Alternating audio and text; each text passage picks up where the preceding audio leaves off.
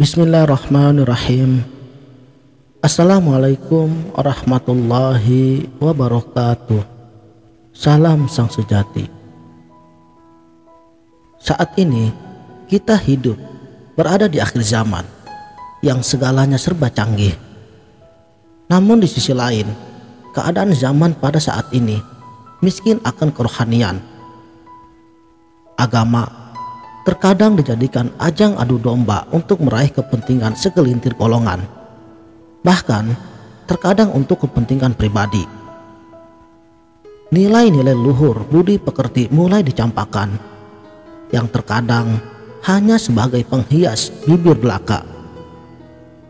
Wajarlah bila alam di sekitar kita mulai tidak bersahabat lagi. Setiap musibah ataupun bencana, dia tidak memilih mana yang baik dan mana yang buruk. Inilah fakta realitasnya. Bagaimana keadaan umat sudah jauh dari nilai religius keagamaannya. Tiang-tiang agama di setiap daerah mulai berkurang. Kita sadar bahwa inilah akhir zaman. Zaman yang segalanya serba canggih dan instan. Kita memang tidak tahu kapan musibah itu terjadi. Namun saya yakin bila di satu daerah masih ada tiang agamanya yang lurus dalam tauhidnya, daerah tersebut jarang sekali tertimpa bencana. Memang bukan tidak mungkin, tetapi sangat jarang ada bencana di daerah tersebut, sebab secara otomatis akan terlindungi. Saat ini banyak yang mendirikan tiang agama. Tapi tiang agama yang mana dulu? Tiang agama yang saya maksudkan adalah pemancar rohani ilmu ketuhanan. Mari kita muhasabah diri masing-masing, menapaki jalan spiritual agar setiap ibadah yang kita lakukan itu benar-benar meresap dalam sanubari kita. Sholat itu tiang agama. Ini sebagai modal awal bagi umat Islam. Hanya sayangnya itu saja tidak cukup, sebab kebanyakan dari kita tidak tahu makna hakiki dari ibadah sholat yang dikerjakannya.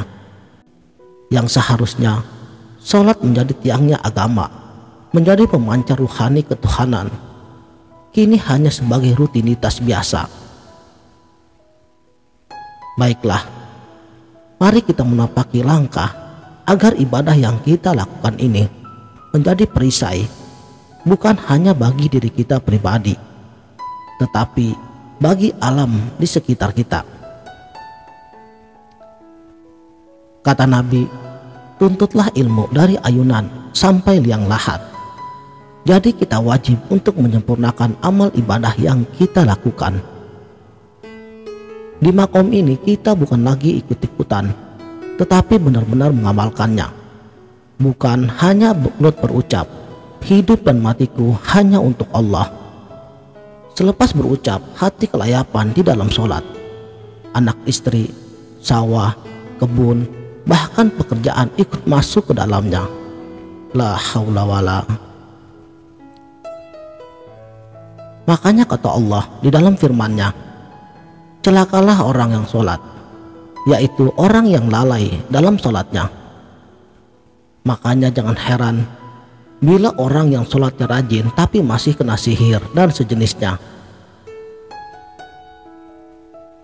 Saudaraku sang sejati, fokuslah pada apa yang diibadahi di dalam sholat, bukan menduga-duga sesembahan, apalagi membayangkan Allah ada di hadapannya di saat sholat. Itu sudah syirik. Inilah pentingnya ilmu tauhid ketuhanan. Harus tahu bahwa sifat Allah itu laisa kamitslihi syai'un. Surat Asy-Syura ayat 11. Apa yang kamu pikirkan dan apapun yang kamu bayangkan itu bukan Allah. Ingat, akidah mutlak Ahlus Sunnah wal Jamaah bahwa Allah ada tanpa tempat. Mana mungkin Ia bertempat sedangkan Ia pencipta tempat. Sifatnya sudah terpandang di hadapan kita. Ya, kita ini sudah berada di dalam liputannya. Ala innahu bikulli syai'in muhit. Allah itu tidak berjirim, tidak pula berjisim. Inilah pentingnya ilmu tauhid, ilmu yang bersih daripada kesyirikan walau secuil debu sekalipun. Kata Allah melalui lidah nabinya, ia berkata, walau hambaku datang kepadaku dengan membawa dosa sebesar gunung dan seluas lautan, aku tetap akan mengampuni semua dosanya, kecuali dosa syirik. Faham? Admin, bukankah kata Nabi Muhammad SAW, kalau kau tidak melihat Allah, yakinlah bahwa Allah itu melihat kamu. Benar sekali apa yang Rasulullah SAW katakan. Namun keyakinan itu buah daripada keimanan.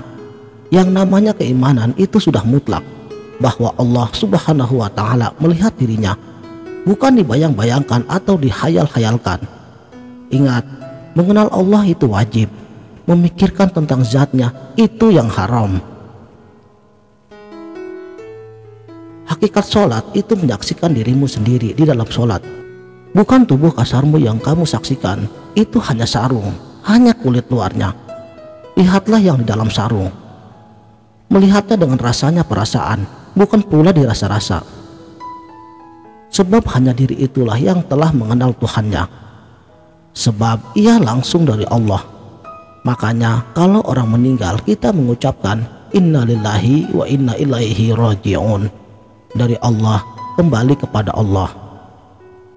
Sedangkan untuk jasad kasar kita ini atau sarungnya, itu terdiri daripada 4 unsur: tanah, air, api, dan udara. Semua pun akan kembali kepada asalnya. Menghubungkan diri sebenarnya diri di dalam sholat, yang di dalam diri kita itu diri wa fi anfusikum afala tubsirun, itu diri kita juga. Diri inilah yang telah mengenal Tuhannya sejak azali. Sebagaimana firman-Nya, bukankah aku ini Tuhanmu?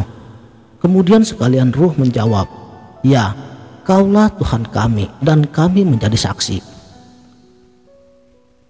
Untuk itu, pada saat sholat, hubungkan dengan dirimu sendiri, diri rahasia Tuhan yang ada pada tiap-tiap hambanya. Itulah amanah Allah yang harus dikembalikan. Diri inilah yang esa dengan Allah, bukan satu menyatu, tetapi memang sudah esa. Diri ini juga yang sering disebut cahaya Allah. Cahaya dan pemilik cahaya itu esa. Makanya ilmu makrifat juga disebut ilmu mengenal diri. Begitu masuk takbir, esakan dengan yang ada di dalam dirimu. Mulut membaca, tapi hati harus diam pada tempatnya.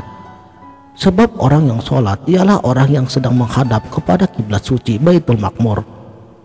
Kata Nabi, qalbu mukmin baitullah, hati orang mukmin itu istananya Allah. Makanya dijelaskan sebelum menunaikan ibadah sholat, kita harus bersuci terlebih dahulu, yaitu berwudu. Ini semua ada maknanya. Sudahkah kamu menyaksikan dirimu sendiri di dalam sholat? Komentar di bawah ya. Sekianlah, mudah-mudahan dapat bermanfaat. Wabillahi taufik wal hidayah. Wassalamualaikum warahmatullahi wabarakatuh.